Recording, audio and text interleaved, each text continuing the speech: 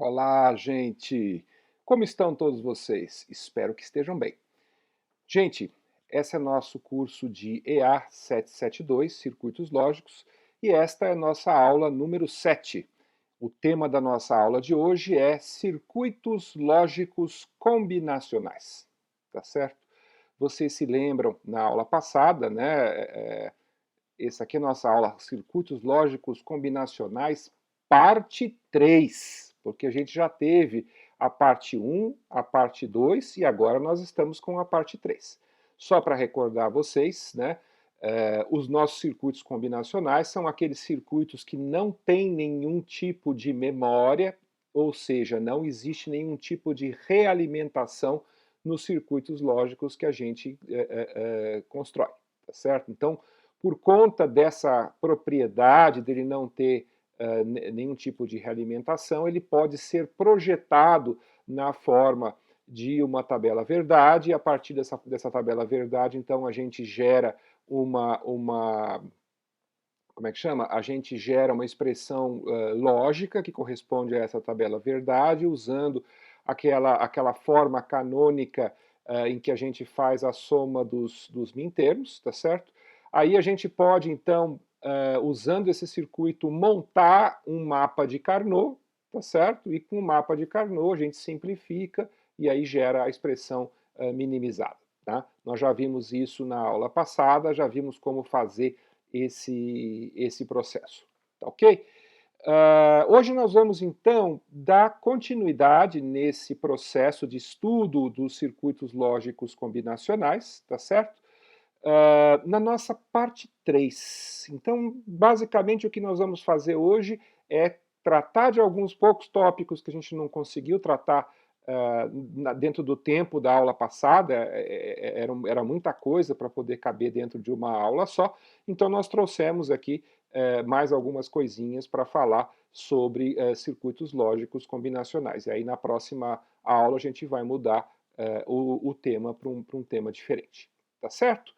Mas é basicamente isso, gente. Não precisem se preocupar muito, não. Tá certo? Eu acho que nós estamos aprendendo aí bem legal como que funcionam os circuitos lógicos combinacionais. Tá? Bom, nós vimos na aula passada que a gente podia, então, pegar um problema do mundo real que a gente quer tratar, tá certo? E aí a gente, pegando esse problema, a gente constrói uma tabela verdade, tá certo? E aí segue aquele procedimento canônico aí para a gente poder desenvolver o nosso circuito. Mas, e se na construção desse problema, algum valor ali no valor da saída da minha tabela verdade, se ele for irrelevante, se tanto faz, tá certo? Se ele ser 0 ou ser 1. Nós vamos ver que vai haver algumas situações em que isso pode acontecer. Nós até já passamos alguns exercícios em que isso acontece para aqueles que estão fazendo os exercícios, tá certo? Mas o que é isso? Como que a gente resolve esse problema? Esse tipo de solução é um tipo de solução que a gente chama de uma condição de irrelevância. Porque nesses casos, tanto faz eu usar o valor daquela linha sendo 0 como sendo 1, meu circuito vai funcionar adequadamente. Tá certo? E aí? Como que a gente trata essa questão? Porque, afinal de contas, eu preciso ter uma tabela verdade ali para poder desenvolver o meu método. Né? Nós vamos ver que podemos construir a nossa tabela verdade usando esses estados que a gente chama de don't care. Tá certo? Então, durante o design do circuito combinacional, pode acontecer que, para algumas linhas da tabela, como é que chama? Eu não me importa se é 0 ou se é 1. Isso é irrelevante, certo? Quando isso acontecer, nós podemos então substituir o seu valor na tabela verdade como sendo x, ao invés de 0 ou 1. Tanto faz ser x, tá certo? A gente vai ver que muitos métodos usam x, a gente pode usar um asterisco, a gente pode usar qualquer tipo de caractere que fique claro que ele é don't care, tá certo? Desde que vocês saibam o que vocês estão fazendo, podem usar qualquer caractere, tá certo? E aí, como é que a gente faz para minimizar uma expressão com don't care? tá certo? Isso vai criar uma complexidade? Será que vai ficar complicado? Não, vocês vão ver que é muito trivial, é igualzinho que vocês já fizeram, tá certo? Por quê? Porque nesses casos, se é don't care, tá certo? O valor da expressão pode ser 0 ou 1, a critério do projetista. Eu posso arbitrar se eu quero 0 ou 1. E aí, como é que a gente vai arbitrar? Como é que a gente vai dizer se é 0 ou se é 1? A gente vai usar exatamente a ideia do mapa de Carnot para a gente poder dizer, olha, isso aqui eu quero que seja 0, isso aqui eu quero que seja 1.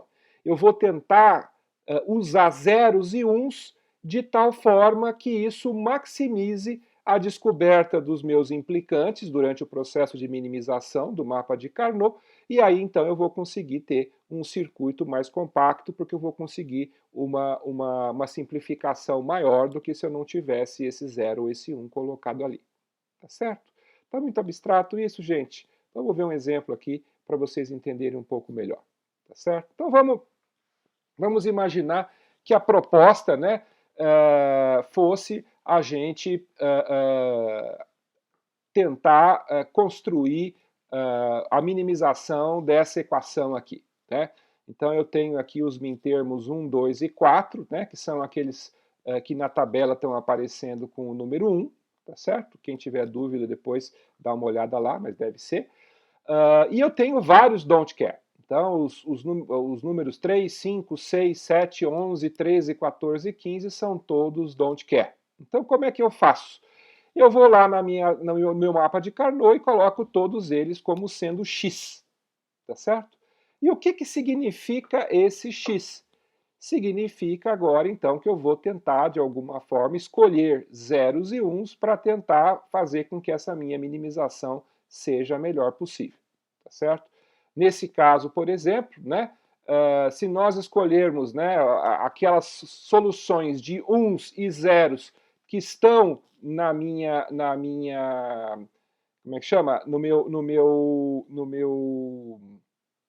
Naquela tabela do lado direito, a gente vai ter o quê? A gente vai conseguir ter um menor número de implicantes, tá certo? Então, com isso, a gente vai conseguir encontrar a solução mínima para essa equação algébrica, tá certo? Então, basicamente, eu arbitrei, olha, esses aqui eu quero que sejam uns, esses aqui eu quero que sejam zeros, e aí eu posso aplicar o meu processo normal de procedimento de aplicar o mapa de Carnot. Tá certo? Nada de excepcional, né, gente? É basicamente um pequeno detalhezinho, uma minúcia insignificante, e a gente consegue resolver o problema normalmente. Mas observem, né? Se eu não tivesse esses don't care, se eu arbitrasse, eu quero que todos sejam 1, eu quero que todos sejam 0, talvez eu não tivesse uma equação tão minimizada, tá certo? Porque aí eu teria vamos supor que eu quisesse arbitrar todos para ser 0. Tem gente que pensa assim, vou colocar 0 porque quanto mais 0 eu tenho dentro do meu mapa de Carnot, melhor. Nem sempre, nem sempre, tá certo? Vocês podem ver nesse exemplo que está colocado aqui. Se eu colocasse 0 em todos os lugares onde está x, o que ia acontecer? Eu ia ficar com 3 implicantes unitários, tá certo? E aí cada um deles teria 3 variáveis, tá certo? Do jeito que eu estou fazendo aqui, eu vou ficar com 3 implicantes duplos, não é isso? Não, 3 implicantes quádruplos, tá certo? 3 implicantes quádruplos, tá? Então nós vamos ver que nós vamos com esses 3 implicantes quádruplos aqui, e eu vou conseguir ficar só com como é que chama? Ao invés de ter 4 variáveis, eu consigo reduzir para 2 variáveis, tá certo? Então, é uma minimização bastante grande que eu consigo, tá certo? Senão, eu teria, na verdade, 3 produtos de 4 variáveis, tá certo? Aqui eu estou com 3 produtos de 2 variáveis, então é uma solução bem melhor, tá certo? Basicamente é isso, gente. Aqui não tem nenhum segredo, não tem nada de muito excepcional nesse caso aqui. Tá ok? Legal, vamos em frente. Uma outra coisa também que a gente já falou para vocês, mas eu acho que não custa a gente reforçar, tá? Mesmo porque lá no livro do Tossi, o Tossi reserva uma sessão só para falar disso aqui, são esses dois circuitos, né? O circuito de Exclusive OR, que é o chamado XOR, tá certo? Exclusive OR, e o Exclusive NOR, que é o XNOR, tá certo? Então vamos ver o que são. Nós já vimos isso aqui, mas de qualquer forma não custa nada a gente rever de novo aqui, tá? Então, quando eu tenho essa tabela verdade aí que está do lado direito, tá certo? Isso vai me dar basicamente o quê? Vai me dar aí duas expressões, tá certo? Então eu vou ficar aí com dois ends, vou fazer a soma desses dois ends, e vou ter ali aquela expressão, né, A barra B mais AB barra, que é a expressão típica de um exclusive OR, tá certo? E aí tem aquele sinalzinho também, que é o mais com a bolinha em volta, que vocês já viram também em aulas passadas, e o símbolo da porta lógica do XOR é esse símbolo que está colocado aí na figura para vocês. Não tem nada de extraordinário aqui, a gente só está fazendo uma espécie de uma revisão, ressaltando aqui alguns pontos que a gente já tinha visto. Tá? Um que a gente não chegou a ver direito, mas que ele é interessante, é o Exclusive NOR, tá certo? O Exclusive NOR é igualzinho, só que ele é negado. Então, ó, tem ali como é que chama? Uma bolinha ali no símbolo na frente, dizendo que é um Exclusive OR, uma negação na saída, tá certo? E o legal desse negócio é que se a gente pega aquela equação, né, que é o A barra B mais o AB barra, e nega ela, né, nós vamos ficar com essa outra equação aqui, que é o AB mais a barra B barra, tá certo? Que é o complementar daquela equação do XOR. Então nós podemos entender que o XNOR ele é complementar ao que acontece no XOR, tá ok? Bom, podia ser simplesmente uma curiosidade, tá certo? Mas vocês vão ver que esses dois circuitos, tanto o Exclusive OR quanto o Exclusive NOR, eles são uma espécie de um coringa dos circuitos lógicos, né? Nós vamos ver mais lá na frente que quando a gente estiver fazendo soma aritmética, esse Exclusive OR ele é muito importante para a gente poder fazer soma aritmética. Por enquanto, vamos ver algumas outras coisas que dá para fazer com esses dois circuitos interessantes aqui, tá certo? Por exemplo, eu posso usar um Exclusive NOR para fazer a detecção de igualdade entre dois números. Então imagine que eu tenho ali, né, um número x que está sendo colocado, um número binário x, né, que é um número aqui, nesse exemplo aqui, ele é um exemplo de duas entradas, mas ele poderia ter mais entradas também, tá certo? E aí o que acontece? Ó, esse circuitinho muito simplesinho aqui, ele detecta se os dois números são iguais, tá certo? Então, se os números são iguais, ele vai lá e me coloca lá um valor 1, tá certo? Se eles são diferentes, ele coloca 0. E olha como fica simples, né? Se vocês fossem construir a tabela verdade desse negócio usando ANDs e OR, vocês iam ver que ia ficar bem mais complicado. Então, quando a gente usa o Exclusive NOR, nesse caso, a gente consegue criar aqui um detetor de igualdade entre dois números, tá certo? Um outro exemplo interessante de um circuito que também faz uso do Exclusive OR, nesse caso aqui, são os circuitos para geração e verificação de paridade. Vocês lembram que a gente viu algumas aulas atrás essa questão do bit de paridade que a gente usa para poder verificar se uma transmissão numa linha serial aconteceu corretamente? Muito bem, vocês viram que a gente tinha que fazer um cálculozinho ali para poder saber, tinha que somar para ver se era par ou ímpar e tal. Bom, nesse caso aqui, tá certo? A gente pode usar, né, esse gerador e esse verificador de paridade, tá certo? E criando um simples circuitinho lógico ali, ele automaticamente me calcula o valor da minha paridade, tá certo? Se eu quiser depois verificar se está correto ou não, eu posso aplicar aquele outro circuitinho de baixo, que é o verificador de paridade par, e ele também vai funcionar. Estou só colocando alguns circuitos aqui, que são circuitos bastante usados dentro de circuitos lógicos, né? Então essas coisas vocês vão ver aparecer várias vezes aí ao longo do tempo para vocês poderem estar utilizando em diferentes ocasiões aí quando estiverem tendo que construir pequenos circuitos lógicos, tá certo?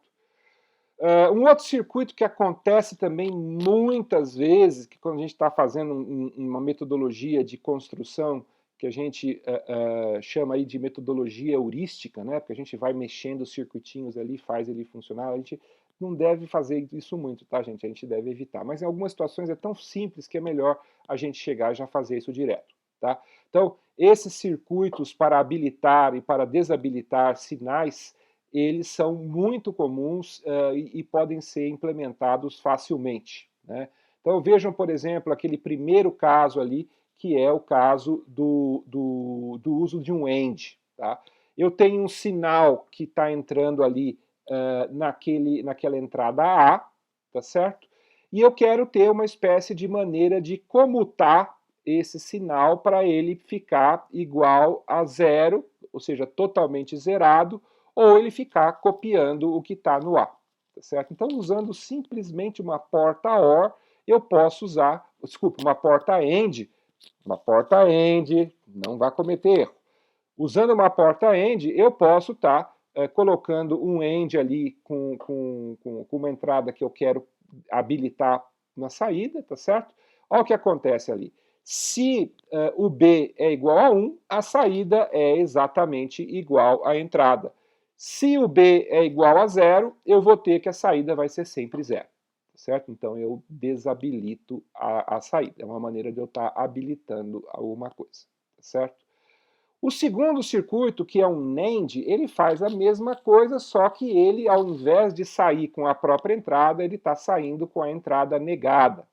Certo? Então, se eu quiser habilitar e desabilitar um sinal negado, eu posso usar esse NAND, tá certo? Se eu colocar o B igual a 0, eu estou desabilitando, só que aí agora a saída vai ser 1, né, que seria a negação do 0, tá certo? Vocês vão ver também que podemos usar a mesma lógica, mas aí agora usando como é que chama? Tanto o caso do OR como do NOR, tá certo? Então, se eu quiser um comportamento que seja semelhante àquele do AND lá em cima, tá certo? Eu posso fazer isso, por exemplo, mas agora usando o sinal invertido. Agora eu quero que ele deixe passar quando está em 0 e eu quero que ele, como é que chama? Deixe passar quando está em 0 e eu quero que ele bloqueie quando estiver em 1. Tá certo? Então, naquele caso do OR, o que vai acontecer? A saída vai ser igual e quando eu colocar o B igual a 1, a saída fica em 1 sempre. Tá certo? E no caso do NOR, eu vou ter também algo parecido, a saída ela é invertida, né? E quando o B for igual a 1, o X é igual a 0. Então, vocês veem que tem todas as combinações possíveis aqui e para a gente poder usar isso como um circuito de habilitação ou desabilitação. Tá certo? Legal. Então, podemos fazer isso com mais variáveis se a gente quiser, tá certo? Aquele é um exemplo com uma variável, aqui a gente tem um exemplo com duas variáveis. Então, nesse circuitinho aqui, ele vai permitir a passagem de um sinal para a saída somente quando as entradas de controle B e C forem ambas de nível alto. Então, é como se eu tivesse várias condições, tá certo? E todas as condições têm que ser verdadeiras para que a saída passe. Tá? Então, nesse caso aqui, eu tenho as condições B e C. Se B for verdadeiro e se C for verdadeiro, A passa para X. Se não, ele bloqueia. Tá certo? Então, esse é um exemplo. Aqui nós temos um exemplo também semelhante, né? Que ele vai deixar passar um sinal para saída apenas quando uma entrada, mas não ambas, forem de nível alto. Tá certo? Então, aí, uma delas tem que ser, mas se ambas forem de nível alto, ele não deixa passar. São pequenas alterações, pequenas variações desse circuito de habilitar e desabilitar. Né? Aqui nós temos um terceiro caso ainda, né, onde a gente tem um circuito lógico com sinal de entrada A, e aí eu tenho o quê? Né? Eu tenho a situação e o reverso dela, tá certo? Então, nesse caso aqui, o meu sinal ele está na entrada A e eu vou usar B como sinal de controle, tá certo? Se B for igual a 1, o que acontece? A saída X vai copiar a entrada A e a saída Y vai ficar com o valor zerado. E se o B for igual a 0, vai acontecer o contrário, tá certo? Se o B for igual a 0, a minha saída X vai ficar em 0 e a minha saída Y vai estar copiando o sinal de A, tá certo? Então a gente percebe, né, que esse tipo como é que chama? Circuito, ele vai construir uma coisa que nós vamos ver um pouquinho mais lá para frente, que se chama um multiplexador. Particularmente nesse caso aqui, o que está acontecendo? Né? Nós estamos desviando, tá certo? O sinal ou para X ou para Y. Então, observem que se o valor de B é igual a 0, a saída A está saindo em Y. Se o B for igual a 1, a saída A está saindo em X. Tá certo? Então é um circuitinho também interessante, que é uma variação daquele meu circuito para habilitar e desabilitar. Todos eles têm mais ou menos uma lógica bem semelhante. Certo? E basicamente, gente, era isso que a gente tinha para ver sobre essa parte mais algébrica. E agora nós vamos entrar numa parte do nosso curso aonde nós vamos falar um pouquinho, mas é só um pouquinho, sobre as diferentes tecnologias de construção desses CIs digitais, tá? Só o mínimo para vocês saberem alguma coisa sobre isso, porque para entender melhor como que isso é feito, vocês precisariam estar entendendo alguma coisa de eletrônica. Como vai demorar um pouco ainda para vocês estudarem eletrônica, a gente não quer entrar na questão da eletrônica por enquanto. Aliás, já comentei com vocês isso lá na primeira aula, que uma das grandes vantagens dos circuitos lógicos é que você consegue construir circuitos sem ter que entender a parte eletrônica que tem por trás, mas a gente precisa entender um pouquinho das tecnologias. E é exatamente isso que a gente vai estar vendo aqui na sequência da nossa aula. Tá certo? Bem, a gente tem que entender uma coisa. Essas nossas portas lógicas, esses nossos circuitos digitais, ao contrário daqueles circuitos elétricos mais simples, que são circuitos que a gente chama de circuitos passivos, né? Porque basicamente eles só dissipam energia, esses circuitos aqui, eles são circuitos ativos. Isso significa que internamente eles têm uma série de subcomponentes que inclui aí resistores, diodos, transistores, né? Fabricados aí usando materiais semicondutores. Normalmente esse material é o silício, tá certo? Esse silício é usado como substrato e o nome popular que se dá para esses CIs digitais é chips, tá certo? Esse nome veio um pouco da gíria do inglês, tá certo? E aí a gente adotou, todo mundo fala de chips, né, como sendo aí, ou chips, né, em português, como sendo um circuito integrado digital em tecnologia de silício, tá certo? Frequentemente, esses nossos CIs, eles são classificados de acordo com a complexidade dos seus circuitos, né, de acordo com o número de portas lógicas que são usadas nessa base de silício que é usada para produzir o nosso chip, tá certo? Então aí tem algumas terminologias de jargões diferentes que nós vamos usar e vocês vão estar ouvindo essas tecnologias, tá certo? Então nós temos, por exemplo, o que a gente chama aí de uma integração em pequena escala, que acontece quando nós temos aí menos de 12 portas por circuito integrado, certo? Normalmente aqueles chips que que a gente usa para fazer montagens, que eu vou mostrar daqui a pouquinho, são usando aí integração em pequena escala. Posso ter uma integração em média escala, que eu tenho de 12 até 99 portas, integração em grande escala, né, que é o Large Scale Integration, né, de 100 a 9.999 portas. Temos a integração em escala muito grande, né, Very Large Scale Integration, que vai de 10.000 até 99.999. Aí tem o ultra grande, né, que é o LSI, e tem a escala giga, que nós estamos falando aí de mais de 1 milhão de portas lógicas dentro de um único circuito integrado, tá certo? Então, vocês podem imaginar que esses circuitinhos mais simples, que vão ter aí um conjuntinho de portas dentro de um único chip, eles são bem mais baratos, usam uma tecnologia de integração bem mais antiga, mas é bem barata, fácil de encontrar e fácil de utilizar, tá certo? Como é que funciona essa história do chip? Né? Vocês vão encontrar esse componente mais ou menos com essa cara que vocês estão vendo aqui. É uma caixinha com um monte de perninhas, tá certo? Vocês já devem ter visto, né? Todas as fotos, as imagens que aparecem aí de circuitos integrados e de placas de computadores vão usar esse tipo de dispositivo, né? Esse tipo de dispositivo é o que a gente chama de um dispositivo com encapsulamento de Dual Inline, ou DIP, né?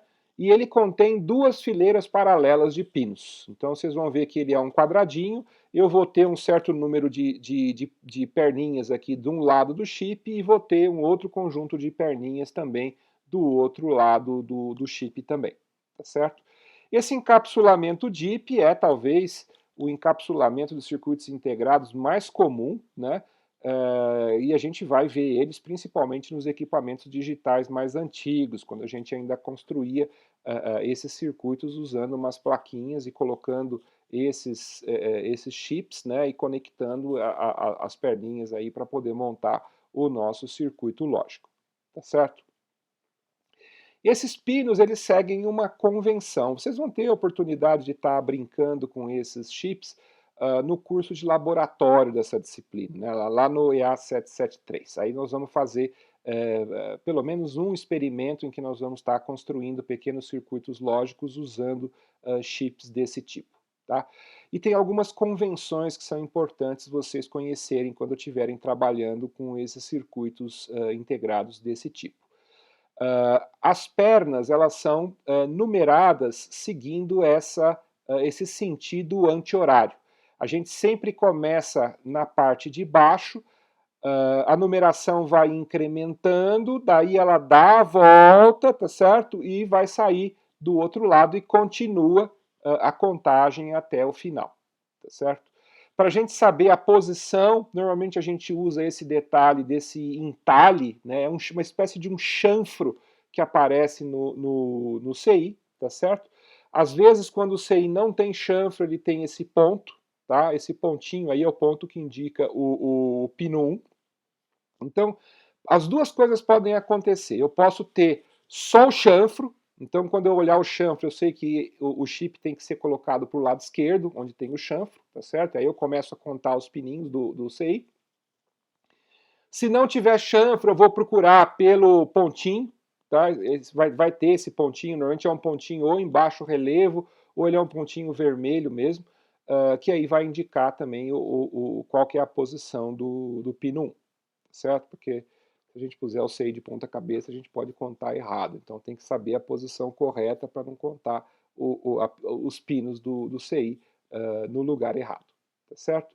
Esse chip aqui, ele tem 14 pinos, ele mede mais ou menos 19 milímetros, o que dá aproximadamente quase 2 centímetros, né, por 6 milímetros, que dá um pouco menos de 1 centímetro. É um CI bem pequenininho mesmo, né, só para vocês terem uma ideia da dimensão desse chip.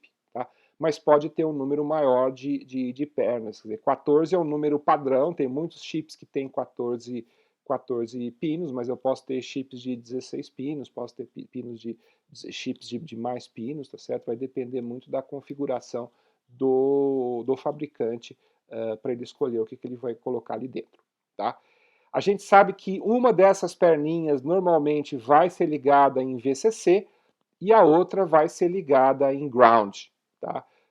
Não existe uma necessidade delas estarem no mesmo lugar sempre. Tá?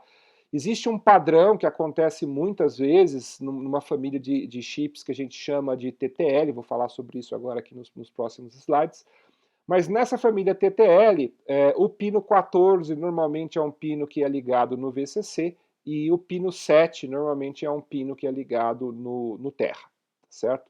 Mas pode ser diferente, não necessariamente precisa ser assim. Se eu tivesse que chutar, eu diria que é assim, porque a grande maioria dos chips segue esse padrão, mas não são todos. Pode ser diferente. A gente sempre tem que olhar o quê? Tem que olhar a documentação. Todo fabricante de chip, ele publica o que a gente chama de um datasheet, né? Esse datasheet ele vai trazer informações sobre detalhes elétricos, detalhes mecânicos, detalhes das propriedades elétricas, as temporizações, os atrasos de propagação que essas portas comportam. E aí, tudo isso vem no datasheet. Então, se vocês precisarem usar um chip como esse no projeto de vocês, vocês podem estar consultando esse datasheet para obter várias dessas informações. Tá certo? É interessante a gente saber que, apesar dele ser quadradinho, né, que, na verdade, o chip não é tudo isso. Tá? Essa figura que está colocada aí, ela mostra para vocês o que é o chip de verdade. O chip de verdade é um negocinho bem pequenininho que fica no meio daquele encapsulamento, tá certo? E aí tem uma série de filamentos que conectam cada uma das perninhas do nosso encapsulamento para dentro do chip de silício mesmo que está colocado ali dentro, certo? Então, esses fios aí são fios muito finos, né?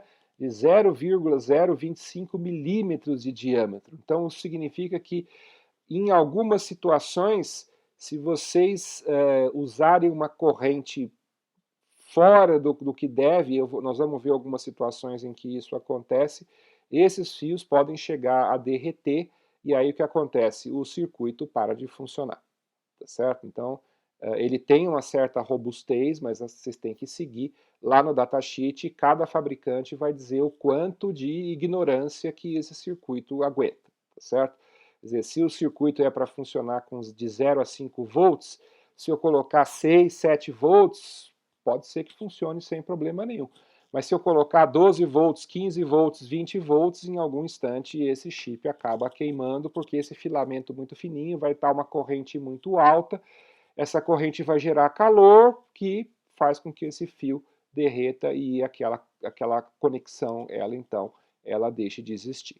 Tá certo? Então, por isso que a gente tem que atender às recomendações do fabricante e trabalhar só nas tensões apropriadas para poder usar esses nossos circuitos integrados. Tá certo? Aqui tem alguns exemplos, né, de configuração desses circuitos integrados que foram tiradas dos seus datasheets, tá certo? Então, só para vocês terem uma ideia, né, temos aqui a pinagem, né, os pinos de 1 até 14 de cada um deles e como que as portas estão acomodadas dentro dele. Então a gente percebe, por exemplo, que aquele chip da esquerda ele tem 6 portas NOT, tá certo?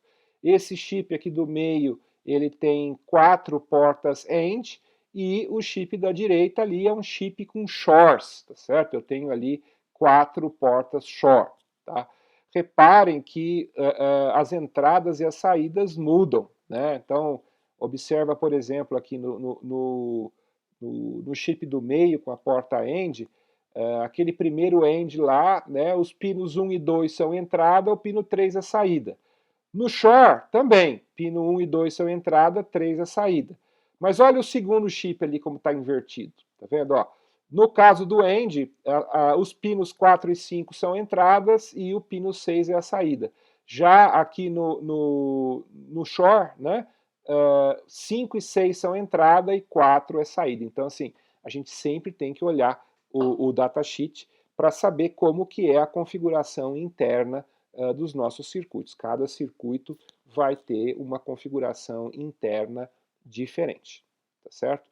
Cada um desses modelos de chip, normalmente, ele tem um número que faz com que, pode ser um número, pode ser letras também, ele tem um código por meio do qual você consegue pegar exatamente aquele circuito que segue aquela especificação. E diferentes fabricantes, muitas vezes, usam também o mesmo número, tá certo? Então existe, por exemplo, o 7404, né, que eu acho que é aquele primeiro do lado esquerdo ali, com 6 notas, né? Posso ter vários fabricantes, todos eles vão seguir a mesma especificação, que vão estar usando essa configuração de entradas e saídas aí com as perninhas do meu chip, tá certo? Além desse chip, né, que é o DIP que a gente viu, existem outros encapsulamentos, né? Existe, na verdade, um número enorme de encapsulamentos. Esse aqui eu só trouxe aqui para mostrar para vocês, ele é um pouquinho diferente, porque esse aqui é um chip, que é o PLCC, né, o Plastic Leaded Chip Carrier, que também é um dos muitos encapsulamentos que são bem comuns nos circuitos digitais modernos. Vocês percebem que ele tem um número bem maior de perninhas, então eu consigo, dentro de um mesmo chip, colocar um monte de coisas diferentes ali dentro. Tá? O número de perninhas que esses chips PLCC têm, eles podem variar aí de 20 até 84 perninhas, aí depois de 84 começa a vir outras tecnologias, e esse aqui particularmente ele usa terminais em forma de J, então repara que ao contrário daquelas perninhas com como é que chama? Com um terminal que sai para baixo, né? Esse aqui ele dá uma dobradinha assim para baixo.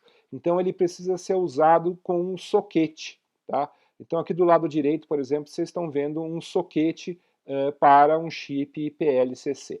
Esse chip não cabe lá, vocês veem que o número de contatos é menor do que esse daqui, esse aqui tem um número maior. Mas ele usa também o mesmo tipo de lógica, também vai ser um outro chip PLCC com um número menor de terminais que vai ser encaixado nesse soquete, tá certo? É só para vocês terem uma ideia dessas coisas, porque vocês vão estar construindo circuitos lógicos e ficam olhando só os desenhos das portas lógicas, daquele coisa mais abstrata, não imagina como que é o componente na prática. Né? Esse aqui é um dos encapsulamentos que é usado na prática para diferentes tipos de circuitos. Tá? Esses circuitos também muitas vezes são classificados pelo tipo de componente que é usado nos seus circuitos. Então, CIs bipolares vão usar transistores bipolares de junção, aqueles NPN, PNP, que vocês ainda não sabem o que é, porque vocês ainda não viram nada disso, não se preocupem, tá certo? É só saber que tem dois casos diferentes, um que usa junção NPN, outro que usa PNP. Os CIs unipolares usam transistores unipolares de efeito de campo, né? MOSFET canal P, MOSFET canal N, tá certo? Então, são tecnologias eletrônicas distintas que vão implementar circuitos digitais, muitas vezes com funcionalidades equivalentes, tá certo? Dentre as diferentes famílias lógicas que a gente tem de construção de circuitos, uma das famílias mais comuns, uma das famílias mais usadas, a gente vai estar usando essa família no nosso laboratório, é um circuito barato que está há muito tempo no mercado, funciona muito bem, é robusto, tem uma série de vantagens, é essa família TTL. Esse nome TTL vem desse acrônimo, Transistor Transistor Logic. Para vocês entenderem por que ele tem esse nome, vocês precisariam entender um pouquinho da eletrônica digital que está por trás desses circuitos. Por enquanto, não vamos entrar nessa questão da eletrônica, é só saber que tem essa família TTL e a gente vai ver que ela é muito comum. E a série TTL, ela tem diferentes tipos de tecnologias também, que vão levar em consideração, por exemplo, a velocidade do circuito, né, o tempo de propagação, o consumo de energia, tá certo? Então nós vamos ter aí, por exemplo, o circuito mais basicão, né, que é como é que chama? O mais barato e o mais simples é o TTL padrão, que não tem nada. Normalmente ele tem esse prefixo 74, tá certo? Vocês vão ver que tem essa família 74, tem a família 54. mas o 74 é a família mais comum que tem aí dos circuitos TTL, tá certo? Aí tem aquela tecnologia um pouco mais avançada que usa componentes Schottky, tá certo? Então ela vai ter aquele Szinho, então ele vai ficar um 74S. Eu vou ter um Schottky de baixa potência, que é o LS, tá certo? Eu vou ter um Schottky avançado, que é o AS, e tem um Schottky avançado de baixa potência, que é o ALS, tá certo? E é interessante que, se vocês observarem, né, dentre aqueles circuitos que estão ali, olha, como exemplo, o 7404 é o comunzão. O 74S04 é o mesmo circuito, ele é igualzinho, só que ele usa essa tecnologia Schottky, que é um pouquinho mais avançado, faz com que ele tenha aí um atraso de propagação um pouco menor, ele é um pouco mais rápido, tá certo? O 74LS, além de ser um pouco mais rápido, ele também gasta menos energia, tá certo? O 74AS ele é mais rápido ainda, que é uma tecnologia um pouco mais avançada. E o 74ALS é mais rápido, gasta menos energia e tem a tecnologia mais avançada. Então, assim, todos eles são iguaizinhos. O que tem de diferença entre eles é só o custo e alguns fatores de desempenho, mas a função lógica de todos eles é exatamente a mesma, tá certo? Então, isso ajuda muito para a gente construir os nossos circuitos. A gente pode misturar eles também, tá certo? Não tem problema de misturar, tá? Uma segunda família um pouco diferente é a família CMOS, né? Esse CMOS vem de Complementar Metal Oxide Semiconductor, tá certo? Eles executam às vezes a mesma função lógica, mas eles muitas vezes podem não ser compatíveis pino a pino com aqueles dispositivos TTL, tá certo? Então, eu tenho várias tecnologias aqui também, né? Esse CMOS com porta metálica, né? Que tem o prefixo 40. Um exemplo é o 4001, que é uma porta NOR quádrupla. E aí tem alguns outros, né? Alguns deles que são, apesar de ser CMOS, eles são compatíveis com o TTL. Então eu posso misturar CI CMOS com CI TTL, desde que eles sejam de uma subfamília que tem essa compatibilidade, tá certo? Então, por exemplo, o 74C, que é uma porta de metal compatível pino a pino com o TTL, esse C é de compatible, tá certo? Apesar de ser um CI CMOS, vocês vão ver que a pinagem, as tensões 0 e 5 volts são exatamente as mesmas do TTL, e a gente pode usar eles de maneira intercambiável. Da mesma maneira, temos aquele HC, né, que é também compatível TTL com alta velocidade. É bastante comum esse chip HC nos nossos laboratórios aqui. A gente tem vários, às vezes, entre os chips que a gente disponibiliza para os alunos, a gente tem aquela família LS, tem essa família HC, são famílias bem comuns da gente estar encontrando aí nos nossos laboratórios, tá certo? Tem aquele HCT, né, que é de alta velocidade, compatível pino a pino e eletricamente com TTL, e o A74AC, que não é compatível pino a pino nem eletricamente, tá certo? Então, a pinagem pode estar numa ordem diferente e eletricamente também as tensões elas podem ser diferentes, tá certo? Aquele 74ACT de altíssimo desempenho, ele não é compatível pino a pino, significa que os pinos podem estar numa posição diferente, mas ele é eletricamente compatível. Então, eu não posso tirar um e pôr o outro, mas se eu conectar corretamente, eu posso ainda usar circuitos 74ACT junto com circuitos HC, junto com circuitos LS, mas nós temos que saber que as portas estão numa posição diferente de entradas e saídas. Tá certo? Então é importante a gente anotar isso daí. Uma coisa que é muito importante quando a gente está construindo esses nossos circuitos digitais é a gente entender que um circuito digital ele tem toda uma eletrônica ali por trás que está sendo desenvolvida, e a gente não pode simplesmente deixar as entradas que a gente não está usando em aberto, porque isso pode causar um desbalanço.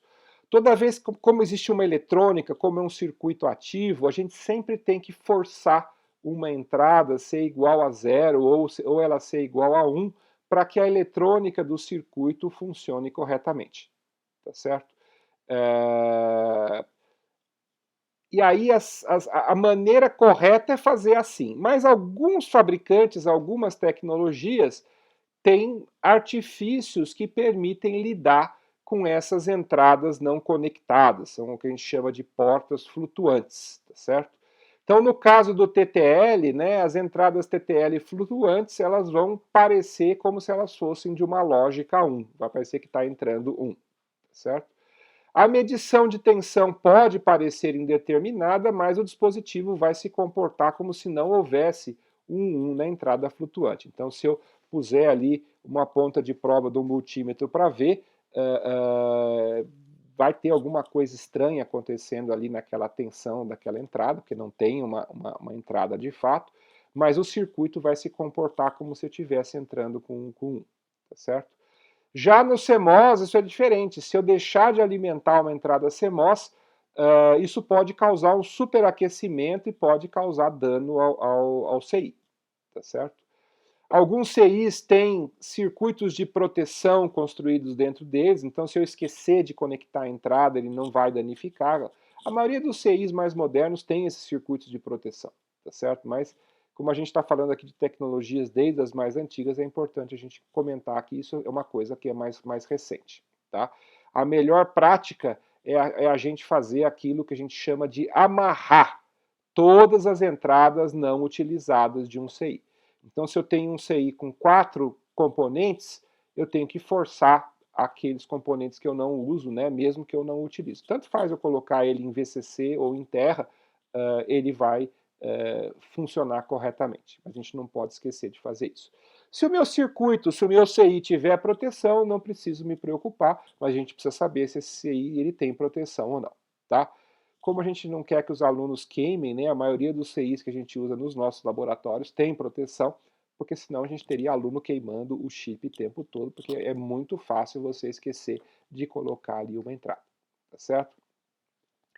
Pelo mesmo motivo que as entradas devem ser sempre conectadas, nós nunca devemos conectar uma saída nem ao terra e nem ao VCC, porque isso vai desbalancear a eletrônica interna do meu circuito, certo? Vai queimar, professor? Muito provavelmente não, porque esses circuitos todos têm sistemas de proteção, mas o circuito vai parar de funcionar. Então, se você, por exemplo, pegar uma porta que estaria ali saindo com um valor VCC e você conectar aquela porta no terra, o que vai acontecer? Vai ter uma tensão enorme, uma corrente enorme que vai estar sendo gerada ali naquele componente. E essa corrente pode desbalancear as outras portas do meu circuito e o circuito como um todo não funcionar porque uma delas foi ligada incorretamente. Então, isso pode ser fonte de problema quando eu estou construindo o meu circuito, tá certo?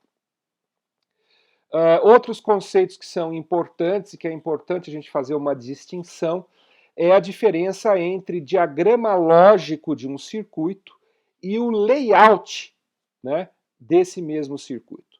Então, o diagrama lógico é mais ou menos um circuito como esse que está sendo colocado aqui, né, que vai mostrar as portas lógicas e as suas conexões. Está errado ali, está escrito postas, né, não é postas não, mostra as portas lógicas e suas conexões, tá?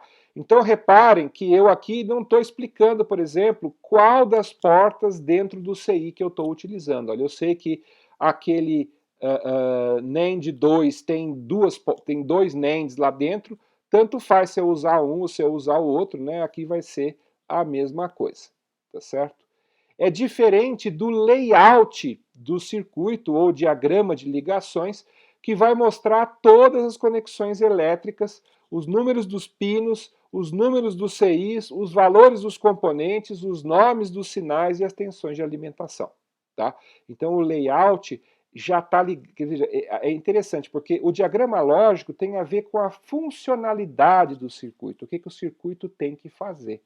Já o layout é a preparação para a montagem. É quando eu já peguei aquele diagrama lógico, agora eu quero escolher, olha, eu vou usar essa porta, então eu vou usar o pino 2, o pino 3, o pino 5, e eu vou conectar esses pinos uns nos outros para poder montar o meu circuito. Então reparem que é uma fase diferente da montagem do meu circuito que eu vou estar usando aqui quando eu monto o meu layout, certo? Quando eu estou projetando o meu circuito, primeiro eu faço o diagrama lógico, tá certo? Depois que eu construir o diagrama lógico, eu então faço o meu layout. E aí, quando eu faço o meu layout, eu vou escolher. É esse aqui, é esse aqui. E às vezes o layout também pode mostrar como que isso vai ficar fisicamente na placa, na montagem física, tá certo? Então, é importante a gente entender que existem diferentes níveis de descrição do meu circuito, tá certo? Por que a gente está falando tudo isso, gente? A gente está falando tudo isso porque a gente então vai falar um pouquinho de quando nós montamos o nosso circuito. Projetei, fiz lá tabela verdade, mapa de Carnot, equação algébrica, diagrama lógico, layout do circuito, montei o circuito. E aí eu fui testar esse meu circuito. Né? Muitas vezes o circuito não vai funcionar. E a gente não sabe por que ele não funcionou. Tá certo? Aí a gente vai aplicar essas técnicas de soluções de problemas quando eu estou montando os meus sistemas digitais. Tá certo? Então esse processo que a gente chama de análise de defeito, ele tem algumas etapas. A gente começa com a detecção do defeito, né? O que é a detecção do defeito? Eu estou observando ali o funcionamento do circuito, vou comparar ele com o esperado e falar assim, opa, não está funcionando como eu esperava que ele funcionasse, tá certo? Então detectei o meu defeito, mas eu ainda não sei por que tem esse defeito. Aí eu vou então partir para a etapa de identificação do defeito, tá? E aí eu vou tentar medir, vou usar uns equipamentos para fazer testes, medições, para tentar identificar o que está errado com o meu circuito, para que depois eu possa então passar para a terceira fase, que é a correção do defeito. Aí eu posso então substituir o componente defeituoso, ou eventualmente consertar a conexão que está com problema, ou remover um curto-circuito que eu coloquei que não devia estar lá, para poder fazer o circuito funcionar. Tá certo?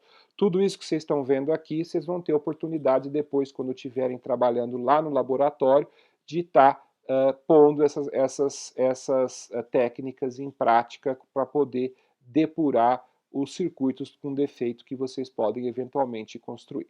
Tá certo? E quais que são as ferramentas básicas que a gente usa no nosso laboratório para poder fazer análise de defeito? Tá certo?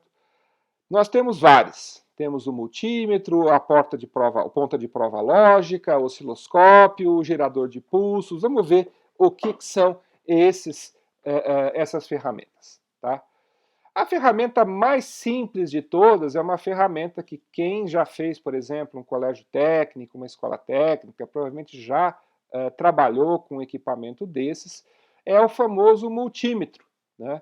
O multímetro ele permite a gente analisar os valores de tensão das entradas e das saídas dos diferentes elementos do circuito, e a gente sabe a lógica, né? 0 é 0 volts, 5 volts é 1, tá certo? E a gente então consegue verificar se o nosso circuito está funcionando usando aí essas medições de tensão que a gente faz nos diferentes pontos do nosso circuito. Tá? O multímetro é o equipamento mais básico utilizado na análise de defeitos, mas nós vamos ver que tem alguns equipamentos um pouco mais complexos. Mas só com o multímetro, gente, já dá para fazer um monte de coisa. Tá? Muitos dos problemas mais simples, mais básicos, a gente detecta, descobre o que é e corrige só com o multímetro. Tá?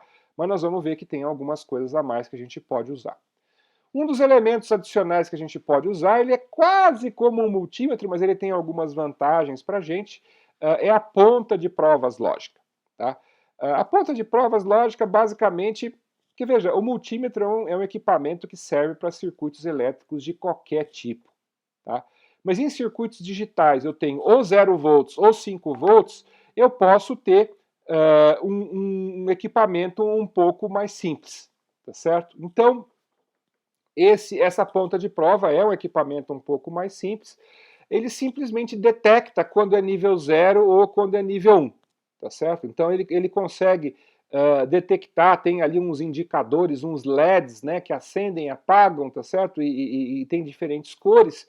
Então a gente sabe, né, se como é que chama? A minha condição lógica é baixa, alta, indeterminada ou pulsante, e isso aí vai acender um LED diferente ali na minha ponta de prova lógica, tá certo? Então é só uma maneira um pouco mais sofisticada da gente fazer a mesma coisa que a gente faz com o multímetro, com um código de cores que vai acender ali com a ponta de provas lógica, tá certo? Um outro elemento um pouco mais sofisticado que a gente pode usar é um gerador de pulsos, tá? Porque principalmente quando a gente quer ver um comportamento mais dinâmico, né, em que não quero colocar alguma entrada e ver o que acontece na saída, mas eu quero ficar mexendo, né, as minhas entradas e vendo como é que ele se comporta, eu uso esse gerador de pulsos. Esse gerador de pulsos, então, ele vai permitir a geração de pulsos digitais com diferentes frequências, com diferentes amplitudes, com diferentes larguras, com diferentes períodos. E aí a gente pode fazer diferentes tipos de experimentos no nosso circuito digital, tá certo? A saída do meu circuito, né, que é alimentada por meio de um gerador de pulso, ela pode então ser analisada por meio de um outro equipamento, que é o osciloscópio, tá?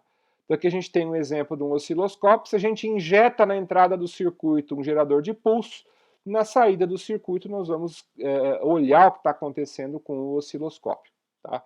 Então, o osciloscópio permite o acompanhamento no tempo de sinais digitais periódicos, né, e comparar entradas com saídas, e a gente vê o que está acontecendo numa única janela. Então, em vez de ficar fazendo várias medições, eu programo ali o meu gerador de pulsos para gerar uma sequência que se repete no tempo de maneira periódica, e com isso eu vou ter o quê? Eu vou ter uma imagem também que fica fixa aqui no osciloscópio e eu consigo ver o que está acontecendo.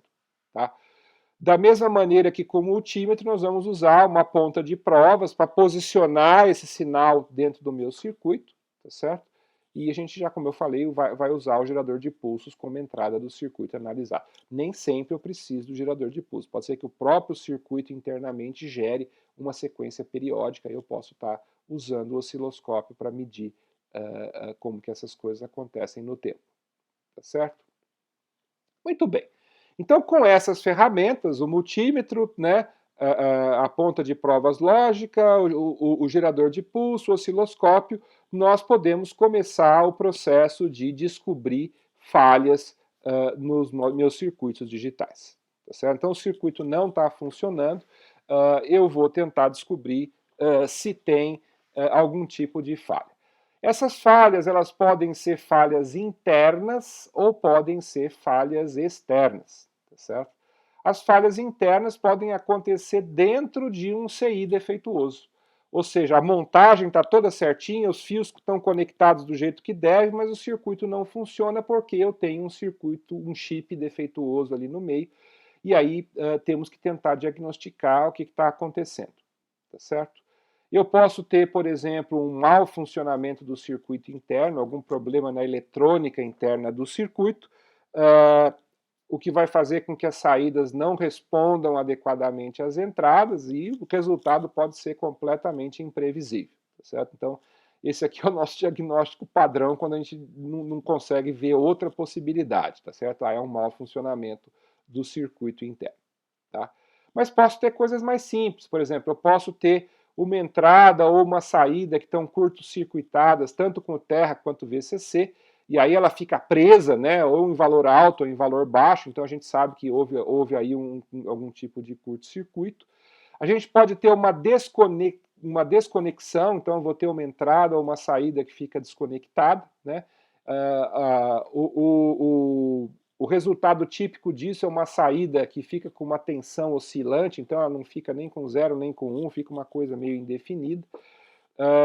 A entrada flutuante em um TTL vai resultar numa saída alta, como a gente já falou, né? Isso faz parte da tecnologia.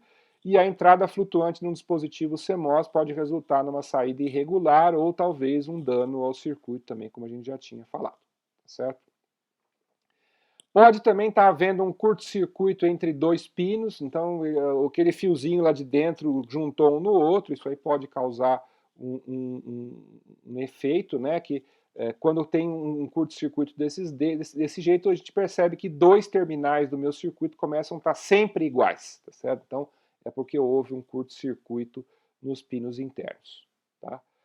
Mas as falhas podem ser também externas, tá certo? Eu posso ter esquecido de colocar a entrada em uma das entradas do meu circuito, então, se eu tiver linhas com sinais abertas, os sinais ficam impedidos de se moverem entre os pontos. Isso pode ser causado por várias coisas, pode ser por fios interrompidos. A hora que eu conectei o fio, tem uma falha dentro do fio que está impedindo que o sinal vá de um ponto a outro. Posso ter conexões mal feitas, por exemplo, com solda mal feita ou um wire-up mal feito. Daqui a pouco eu vou mostrar para vocês o que é o wire-up. Posso ter fissuras, posso ter cortes na placa do circuito impresso que fazem com que o contato não esteja bom. Posso ter pinos do CI que estão tortos ou quebrados e aí também não está tendo um contato elétrico adequado. Posso ter defeitos no soquete do meu CI, posso ter vários tipos de problemas que podem acontecer, tá? Esses tipos de falhas muitas vezes podem ser detectados visualmente, né? O pino está na posição errada, está cortado, e verificado com um multímetro, né? Usando aquela função ohmímetro aí para ver se o fio está funcionando ou não. Tá certo? Normalmente quando eu tenho um fio aberto, né, que não tem uma conexão, eu consigo detectar dessa maneira. Posso ter também fios em curto. Na hora que eu fui conectar lá, causei um curto sem perceber, né? Isso nós vamos perceber, por exemplo, se o mesmo sinal aparecer em dois ou mais pinos, né? Se o VCC ou a base também podem estar em curto por vários motivos. Posso ter fiação em curto, posso ter pontes que foram criadas aí com uma solda muito gorda, né, que acabou conectando dois terminais que não eram para estar conectados. Posso ter uma gravação incompleta da trilha, né, quando foi criado lá o circuito impresso. Então, esses tipos de falhas também podem ser detectados visualmente e verificados aí com multímetro, tá certo? Posso ter falhas na alimentação. Isso muitas vezes acontece no laboratório. Vocês estão testando, achando que o problema é no circuito, o problema está na fonte, tá? Se tiver falha na alimentação, os CIs não vão funcionar, vão operar de forma irregular. Às vezes a tensão da fonte está muito baixa, não consegue fazer o circuito operar. Pode perder a regulação, né? Muitas fontes podem perder uma regulação por uma falha interna, ou porque está puxando uma corrente muito forte, ela não está aguentando, ela está estourando. Então, se a gente verifica se as fontes de alimentação estão fornecendo o intervalo especificado de tensões, elas estão devidamente aterradas, tá certo? Podemos ainda usar um osciloscópio para verificar se não há ripple, né? uma ondulação muito grande na tensão, porque a tensão devia ficar com valor constante, né? Uma tensão VCC, uma tensão em corrente contínua. Se ao invés de uma corrente contínua eu tenho alguma ondulação, eu tenho um ripple, essa ondulação é que pode estar causando um mau funcionamento do circuito, né? Alguns CIs são mais tolerantes às variações de potência, por exemplo, eu conectar uma saída alta num terra, entendeu? E podem funcionar corretamente, e outros pode ser que não funcionem, e outros pode ser até que queime, tá certo? Então a gente precisa sempre avaliar a energia e os níveis de aterramento em cada circuito integrado para que ele a gente descobrir por que ele não está funcionando corretamente, tá certo? Posso ter também sobrecarga de saída. Isso vai acontecer, né, quando eu tenho a ligação de muitas entradas na saída de um circuito integrado. Então eu tenho uma porta lógica lá e eu usei esse mesmo fio para alimentar 50 outras portas, tá certo? É importante vocês saberem, isso é muito importante, que todo circuito integrado ele possui um número máximo de conexões externas que são permitidas na sua saída. Isso é o que nós chamamos de fan-out do circuito. Todo fabricante ele define qual que é o fan-out do circuito dele no datasheet e a gente não pode exceder. Então, se o fan-out de um circuito é 20, né, isso significa que a saída daquele circuito pode ser ligada a até 20 entradas diferentes de outros CIs, tá certo? Que ele vai conseguir funcionar corretamente. Se eu ligar no número maior do que o fan-out, isso pode levar a problemas, tá certo? O que acontece quando eu excedo o fan-out do circuito? A tensão na saída começa a cair e aí ela pode entrar naquela zona cinzenta em que a gente não sabe se é nível lógico 0 ou se é nível lógico 1, e aí o CI para de funcionar, tá certo?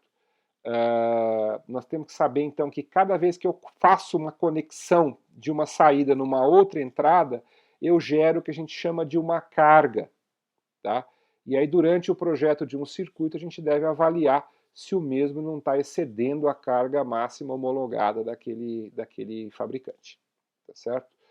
Normalmente, quando tem sobrecarga de saída, se não foi a gente que fez o projeto do circuito, né, isso é resultado de um projeto mal feito, que a gente pode ter mal feito ele mal feito, né? Ou eventualmente uma conexão incorreta aí que está gerando essa sobrecarga de saída. Tá? Vamos ver um exemplo aqui, né? Como é que a gente faria uma análise de defeitos. Esse circuito que está aqui, eu medi ele com os diferentes tipos de dispositivos que eu tenho. Nesse caso aqui eu usei, por exemplo, uma ponta de provas lógica, tá certo? E eu vi que para uma determinada situação de entrada, tá certo? Eu estou obtendo aquela saída lá, tá certo? Então, aquele circuito Z1 na porta 1, eu tenho um pulso, né? O Z1 na porta 2 é um valor que está sempre alto, tá certo? O Z1 na porta 3 também está saindo como um pulso. O Z1 na porta 4, ele também está como baixo. O Z1 na porta 5 está pulsante, o Z1 na porta 6 está baixo. O Z2 na porta 3 ele está pulsante, o Z2 na porta 2 está indeterminado e o Z2 na porta 1 está indeterminado. Então a gente percebe o quê? A minha saída lá na frente, né? Eu estou com uma saída indeterminada, então o circuito tem algum tipo de problema. Como é que eu sei se esse problema está acontecendo naquela parte de cima ou se ele está acontecendo na parte de baixo, tá certo? Percebam que o Z2 na porta 3, que é aquela entrada, ele está como pulsante. Vamos analisar se esse pulsante faz sentido? Vamos voltar lá no começo. Então, o Z1 na porta 1, ele é um pulso, e o Z1 na porta 2, ele é nível alto. Essas são as entradas do meu circuito. Toda vez que a gente vai fazer a análise do funcionamento do circuito, a gente faz essa análise da esquerda para a direita, tá certo? Porque começo nas entradas e eu vou ver se cada porta lógica está funcionando corretamente, tá certo? Então, olha, se 2 está alto, né, o Z1, a porta 2 está alto, e o Z1 na porta 1 está pulsante, aquilo é uma função end, o que eu deveria esperar na saída? Uma porta pulsante. Legal, está funcionando bem. Vamos olhar lá no de baixo agora lá. Eu tenho uma entrada Z1 4, que está no nível baixo, e uma porta 5 no Z1 que está pulsante. É uma porta end. O que a gente deveria esperar obter na saída dessa porta end? A gente deveria esperar obter o end, o Z14 end qualquer outra coisa vai ser baixo. Então a saída Z16 deveria estar em baixo, tá certo? Então nós vamos ver que está realmente embaixo, então está funcionando corretamente, tá certo? Aí nós vamos olhar o Z2 3 e o Z2 2. E a gente fala assim, mas por que eu estou olhando? Porque, afinal de contas, o Z13 não é a mesma coisa que o Z23? Deveria ser. Mas nós temos que lembrar que tem um fio conectando alguma coisa ali. Certo? Vamos ver. Z13 é pulsante e Z23 é pulsante também. Está coerente. Então, aparentemente, aquela parte de cima está tudo funcionando muito bem. E vamos ver esse outro fio que conecta o Z16 no Z22. O Z16 está com nível baixo, tá certo? E o Z22? Opa! Está aqui o problema. O Z22 está indeterminado, tá certo? Então o problema está nessa conexão do Z16 com o Z22, tá certo? Que tipo de problema que pode ser? Né? Vocês lembram o que a gente viu? Que quando tem uma porta que está aberta, uma entrada que está aberta, qual que é o resultado? O resultado leva a uma situação de indeterminação. Então, muito provavelmente o que está acontecendo aqui é que esse cabo que conecta do Z16 até o Z22, ele está com algum tipo de interrupção. É muito comum isso, gente. Você vê o cabo bonitinho, ele está ali com uma capinha de plástico, tá uma beleza, tá certo? Mas internamente ele está rachado, está quebrado, e aí o sinal não consegue trafegar de um lado para o outro. O que a gente faria numa situação como essa? A gente tentaria trocar esse cabo, tira esse cabo, coloca um cabo substituto, muito provavelmente o circuito vai ser corrigido e vai passar a funcionar. Tá certo? Então esse é o mecanismo que a gente usa para fazer a análise de defeitos. Tá certo? É bem simples, não tem nada de muito sofisticado, mas a gente precisa adotá-lo de maneira sistemática para que ele funcione corretamente. Tá ok? Muito bem. Legal, já sabemos como que a gente descobre defeitos, vamos ver como que a gente agora constrói esses nossos circuitos. Porque uma coisa é o circuito lógico, outra coisa é como a gente está construindo fisicamente esses circuitos. Tá? Então, uma das tecnologias mais antigas aí para a construção de circuitos é as placas padrão, né? Um exemplo de placa padrão é isso que nós temos aqui do lado esquerdo, uma placa padrão vazia, sem nada, certo? E aqui do lado direito nós estamos vendo uma placa padrão com um monte de conexões, tá? Como é que funciona? A gente pega aqueles chips, coloca, né, na placa padrão, e aí no verso da placa padrão vai ficar ali os terminais do meu CI, e aí a gente vai conectar esses fiozinhos de um ponto ao outro. Mas vocês devem ter percebido, dá uma olhada ali, é bem pertinho uma da outra. Como é que nós vamos colocar esse fio ali? Tá certo? Para colocar esse fio, a gente precisa usar uma técnica que é chamada de wire wrap. Tá? O que é o wire wrap? Tá? Aqui dá para a gente enxergar melhor. Tá vendo essa ferramenta que tem ali em cima do lado esquerdo? Essa ferramenta funciona da seguinte maneira: a gente coloca um fio desencapado no meio da ferramenta, tem um buraquinho, tá certo? E ele sai ali por dentro lá embaixo, né? A gente coloca esse negócio ali lá embaixo do meu terminal e gira a ferramenta. Aí você vai girando essa ferramenta e o resultado tá vendo esse fiozinho todo enrolado que está ali no terminal? É exatamente isso que a gente faz. Por incrível que pareça, essa técnica é uma técnica bastante eficaz, o contato elétrico é de muito boa qualidade e a gente consegue construir pequenos circuitos lógicos sem usar solda, sem usar nada, usando simplesmente essa técnica de wire-up. Tá? Alternativamente, poderíamos usar uma solda, né, e soldar os fios de um ponto a outro, mas aí você já precisa ter um ferro de solda, já é uma técnica um ponto mais complicada, tá certo?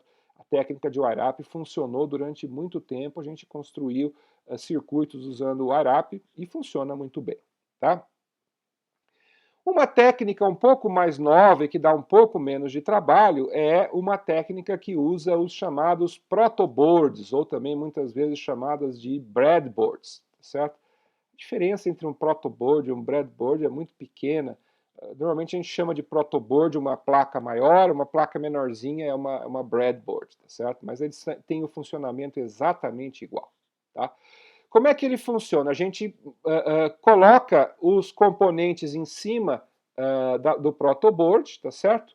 E aí usa fiozinhos para conectar um no outro, tá certo? Então, nós vamos ter vários chanfros aí, eu vou usar esses chanfros para poder fazer essas conexões. Eu vou mostrar aqui uma outra slide que vai ficar mais fácil da gente entender, tá certo? Então, ó, aqui dá para a gente ver claramente, né? Nós temos ali um CI colocado ali no meio, vocês observam que tem um chanfro ali no meio, esse chanfro é feito de propósito para a gente posicionar o nosso CI, e vocês reparam que nesse caso aqui eu não preciso fazer o wire up, que dá trabalho fazer o wire up lá naquela técnica de wire up, aqui eu só tenho que enfiar a pontinha do meu fio desencapada nesse fio, e ele tem ali uma espécie de um pequeno chanfro que gruda no fio e faz um contato elétrico de boa qualidade, tá certo? Mas para a gente entender como é que funciona o protoboard, a gente tem que entender um pouquinho as convenções de conexão que acontecem no meu protoboard, tá? Então, aqui a gente vê um exemplo, tá vendo aqueles fiozinhos que estão como é que chama? Numa linha dourada, né? Observe que nós temos ali o que a gente chama ali de terminal strips, né? Aquelas linhas que estão aparecendo ali da minha protoboard. Aquelas linhas estão todas conectadas entre si. Então não interessa muito se eu coloco o meu fio na primeira, na segunda, na terceira ou na quarta, todas elas estão em contato. Então essa aqui é a lógica. A gente coloca normalmente o nosso chip ali bem no meio, e aí ele fica metade das pernas para um lado, metade das pernas para o outro, e aí eu posso colocar até 4 ou 5 conectores ali, né, para poder fazer conexões com outros fios, tá certo? É uma prática muito comum. As bordas aí, que são esses fiozinhos azuis e vermelhos, né, também estão todas conectadas. Por quê? Porque a gente sabe que a gente vai precisar de muitas vezes o VCC e o TER. Então a gente faz o quê? Para não ter que ficar puxando um fio lá enorme, a gente pega aqueles terminais ali, né? Normalmente o terminal vermelho ele é usado para VCC, o terminal preto é usado para TER, essas cores elas são convenções. O terminal verde, se eu quiser usar, normalmente não tem necessidade, mas se eu quiser também eu posso usar o terminal verde. Mas normalmente a gente usa só o vermelho e o preto. E aí a gente faz o quê? A gente escolhe uma daquelas fileiras lá, ou a vermelha ou a azul, e conecta um fio que vai do terminal vermelho até aquela fileira. E aí toda aquela lateral fica com aquele mesmo valor, ou VCC ou TER. E aí, para alimentar cada um dos circuitos, fica mais fácil de fazer essa alimentação, porque toda a minha protoboard fica com a mesma alimentação correndo de um ponto até o outro, certo? Basicamente é isso, gente. Não tem nenhum segredo maior para a gente usar uma protoboard, certo? A gente consegue construir o nosso circuito usando essa protoboard, certo? Mas vocês vão descobrir isso, né? Nossa primeira aula de laboratório, nós vamos fazer uma montagem junto com vocês de um circuitinho usando uma protoboard, tá certo? E vocês vão descobrir o seguinte: montagens físicas de circuito usando esses circuitos encapsulados que a gente fez aqui envolvem tempo e um trabalho tedioso de ficar conectando fiozinho, conecta no lugar errado, o circuito não funciona, você não sabe por que não funciona, aí você conectou o circuito deu um problema porque o fio estava com problema, não está dando contato, tá certo? Então, essas técnicas, apesar de elas funcionarem durante muito tempo, a gente ter usado esses circuitos dessa maneira, primeiro, elas estão sujeitas a erros de montagem, sujeitas a defeitos físicos, tanto nos componentes como nos fios ou até nas conexões da protoboard. Elas demandam que a gente tenha os chips, então eu vou ter que ter vários dispositivos, né? Chips, portas END, portas OR, portas NOT, portas SHORE, vários tipos de chips diferentes, tá certo? E tem o problema físico, que apesar da gente ter algumas protoboards que são bem grandes, né, elas são limitadas. Então, elas vão permitir somente a montagem de circuitos relativamente pequenos, com o número de CIs que caibam fisicamente nas placas de wire-up ou que caibam nos protoboards e breadboards que a gente tem à disposição. Certo? Apesar de isso ser útil e funcional para circuitos lógicos bem pequenos, mas se eu quiser construir um circuito lógico mais complexo, como um processador ou até um computador inteiro, vai ficar difícil de fazer isso via wire-up ou usando esses circuitos nesse encapsulamento DIP, tá certo? E é aí que essa solução ela entra e ela vem para resolver o problema, tá certo?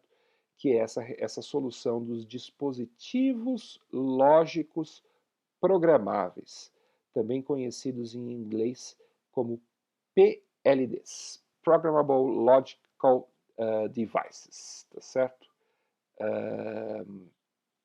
Vamos entender como é que isso aí funciona, tá certo?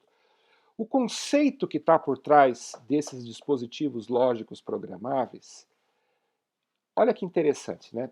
Quando a gente começou a desenvolver os primeiros chips, aqueles que eu mostrei ali, né, no slide anterior, nós tínhamos quantas portas em cada chip ali? 6, 4, às vezes 2 portas, às vezes até uma porta só num chip inteiro, tá certo? Só que a tecnologia de fabricação de circuitos integrados permite que a gente coloque aí milhares, dezenas de milhares, centenas de milhares, tá certo? De portas lógicas dentro de um mesmo chip, fisicamente com aquela dimensão que está ali. Qual que é o problema de eu colocar, sei lá, 100 mil portas lógicas ali dentro? O problema é que eu tenho que conectar aquilo com alguma coisa. Se eu tenho 100 mil portas lógicas, eu teria que ter 100 mil perninhas ali. Como que eu resolvo esse problema? É complicado. Mas aí alguém teve uma ideia. Mas e se eu tivesse um chip que eu pudesse configurar as conexões internas programavelmente? Programar o meu chip. É exatamente isso que um PLD faz, certo? Dentro de um PLD eu tenho muitas portas lógicas dentro de um único CI e eu tenho um mecanismo por meio do qual eu consigo programar eletronicamente as conexões internas dessas portas. Então olha que legal, né? Usando um PLD, eu não tenho que ficar conectando fiozinho. O que eu vou fazer? Eu vou fazer todo o projeto dessa conexão num programa de computador, e esse programa de computador ele vai se conectar com o PLD e vai programar o PLD para fazer uma certa conexão, e pronto, o PLD tem o circuito inteirinho colocado ali dentro dele. Tá certo? Então, quando os primeiros chips PLDs começaram a surgir, foi uma revolução, porque agora eu podia fazer todo o projeto do meu hardware usando um software, tá certo? Eu tenho um programa que eu vou lá, monto o meu circuito lógico inteirinho, e aí aquele circuito, ele ajeita as conexões para montar o meu PLD pode funcionar, tá certo? Então, isso permite que o projeto seja automatizado, os projetistas identificam as entradas, as saídas e as relações lógicas que têm que ser construídas, e aí esse programa de computador, então, ele vai programar eletronicamente o meu PLD para ele fazer todas essas conexões ali dentro e amarrar essas conexões aí dentro do meu PLD. Tá certo? Legal. Então, como é que isso funciona? Internamente, dentro do PLD, né, eu vou usar uma matriz de comutação, que é uma espécie de um arranjo programável que diz quem está conectado com quem, e aí Ao decidir quais cruzamentos estão conectados e quais não estão, isso aí é o que a gente chama de programação, e com isso eu posso conectar todas as portas com todas as portas, tá certo? Então essa programação, ela pode ser uma programação em alguns tipos de chips que é permanente. Então nesses chips, depois que eu programei uma PLD para ter uma certa configuração, eu não consigo desprogramar. Então ele usa técnicas que eles fazem a queima de algumas coisas internas ali dentro, aí depois que eu programei ficou daquele jeito, acabou. Eu tiro aquele chip do meu queimador e ponho ele no meu circuito, ele já está com o meu circuito inteirinho ali dentro, mas eu não tenho como modificar ele. E tem alguns tipos de PLDs que são configuráveis eletricamente. Então, nesses tipos, eu posso estar programando uma certa matriz de conexões, mas essa matriz é reversível. Eu consigo, por exemplo, colocar ele dentro de um dispositivo, zerar ele de novo e programar ele de novo para um segundo circuito. Muitas dessas técnicas, dessas tecnologias, têm um limite máximo de reprogramações. Então, eu também não posso programar e desprogramar que nem eu faço num arquivo de computador, por exemplo.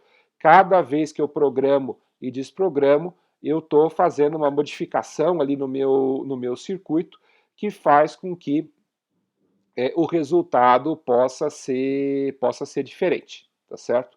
Então eu tenho o número máximo. Mas esse número é grande o suficiente, vai que seja. Se eu puder reprogramar o mesmo chip 1000 vezes, poxa, dá para fazer muita coisa. Esse chip não é assim tão caro assim também. Eu posso me dar o luxo de usar ele 1000 vezes, depois da milésima vez ele parou de reprogramar, pronto, eu jogo fora e uso um outro novo, certo? Não é uma coisa assim também tão ruim eu fazer essa reprogramação, tá certo? Para programar uma PLD, né, eu coloco esse meu PLD, né, o chip que eu quero programar, num dispositivo que nem esse aqui da figura, tá certo? Ou pode ser aquela outra plaquinha ali que tem do lado esquerdo também, são duas maneiras diferentes de fazer, depende da tecnologia. Temos diferentes tecnologias de PLDs, temos as FPGAs, temos, enfim, mais para frente no curso talvez a gente volte a falar sobre isso, tá? A gente coloca o chip ali e aí usa um programa que vai providenciar que a gente queime, né, as conexões internas do PLD e ele passe a funcionar da maneira correta, tá certo?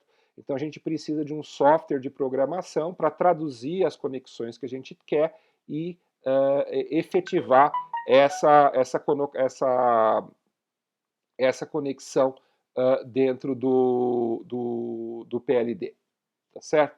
Então a gente tem esse detalhe, tá ok? Legal. Mas nós temos outras técnicas. Existe essa técnica chamada In-System Programming, né, ou ISP, em que a programação é feita já no chip conectado, tá certo?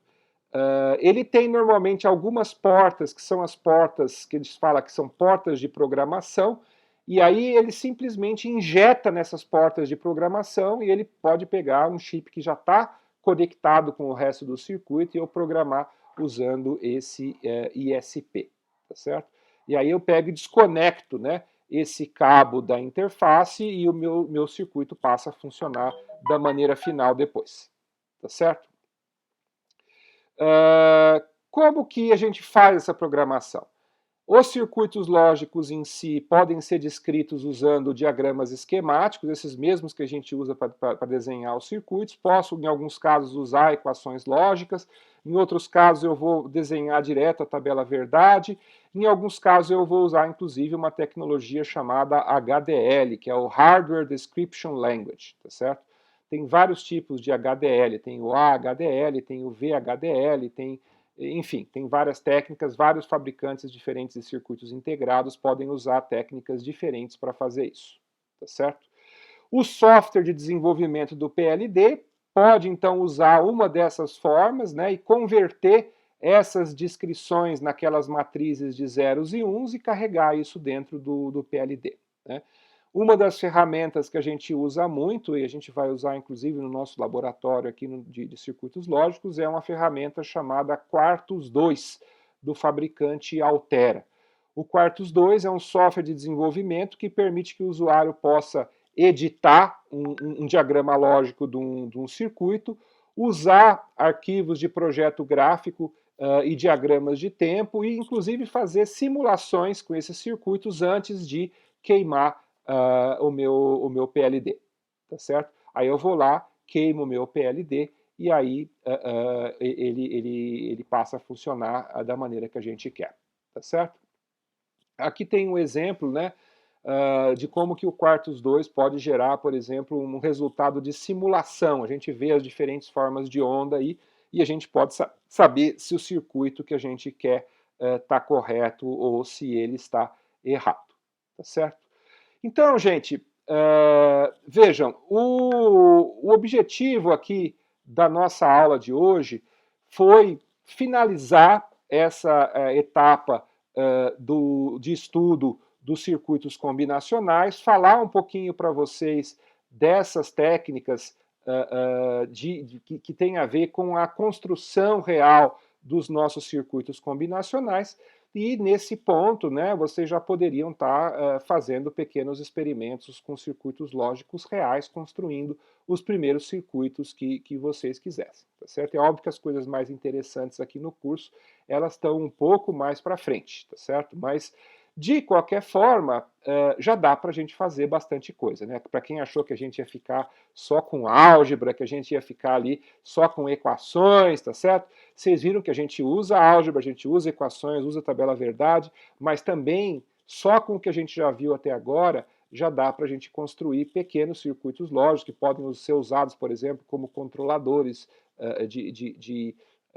de motores, podem ser usados como sistemas para abertura e fechamento de portas, de fechaduras, nessa área de automação residencial. Então, tem várias coisas que dá para fazer só com esses circuitos combinacionais, tá certo?